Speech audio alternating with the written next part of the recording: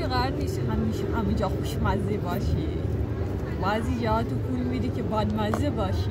یا بخور پول دادیم یا پول دادیم. بس پول دادیم. سلام بچه‌ها، یه کافه جدید اینجا باز شده، بریم با هم ببینیم چه شکلیه.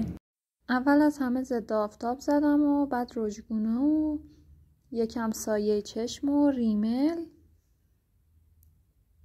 بعد لباس پوشیدم و خودم رو توی آینه دیدم و منتظر بودم اسنپ بیاد.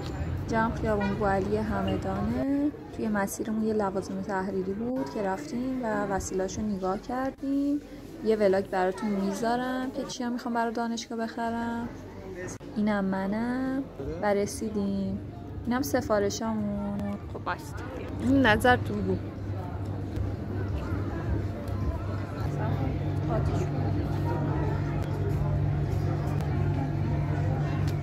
کیکو بریز تو بستن